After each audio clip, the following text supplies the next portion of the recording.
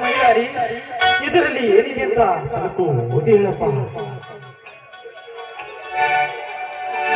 ಅಣ್ಣ, ನಮ್ಮ 4 ಎಕರೆ ಜಮೀನವನ್ನು ಫ್ಯಾಕ್ಟರಿ ಕಟ್ಟಲಿಕ್ಕೆ ಮಾಡಬೇಕಂತ ಕೊಡಬೇಕೆಂದು ಹಾಗಂತ ನೋಟಿಸ್ ಕಳಿಸಿದ್ದಾರೆ. ಇಲ್ಲ, ಸಾಧ್ಯವಿಲ್ಲ.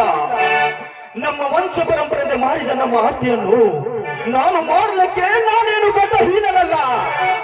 ಸುಮ್ಮನೆ ಇಲ್ಲಿಂದ ಹೊರಟು ಹೋಗೋ. ಹೋಗಬೇಕಾ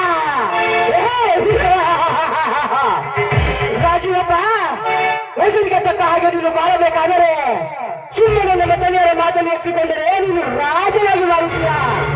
ಇಲ್ಲದಿದ್ದರೆ ಕರುಗಿ ಕರುಗಿ ಸಾಯುತ್ತೀಯಾ ಏನುತ್ತೀಯಾ?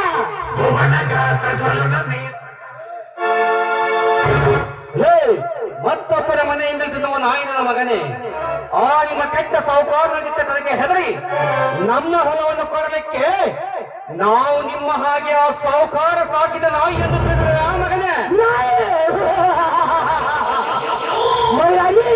ಈ ನಿಯತ್ತಿ ನಾಯಿಯ ಸಾಕಿದ ತಲೆಯರ ಮಾತನ್ನು ನೆರವೇರಿಸಲೆಂದು ಬಂದಿದ್ದಾನೆ ಹೊರತು ಹಾಗೆ ಬದಲು ಹೋಗುವುದಲ್ಲ.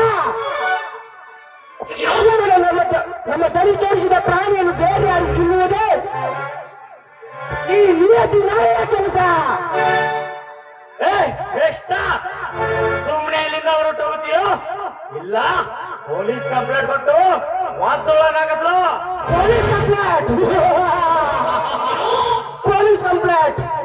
ಈ ಕಾಲಿಗೆ ಸಭೆಯನ್ನು ಅರೆಸ್ಟ್ ಮಾಡುವ ಅಧಿಕಾರಿ ಯಾರಿದ್ದಾರೆ ಈ ಊರಿನಲ್ಲಿ?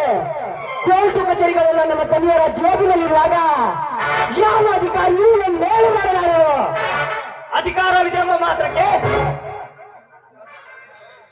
ಸರ್ಕಾರವೇನು ನಿಮ್ಮ ಅಪ್ಪಂದೆಂದು ತಿಳಿದರೇನೋ ಮುಟ್ಟ. ಸರ್ಕಾರವೆಂದರೆ ನಮ್ಮದನೇ ಅಂದ್ರೆ ಸರ್ಕಾರ.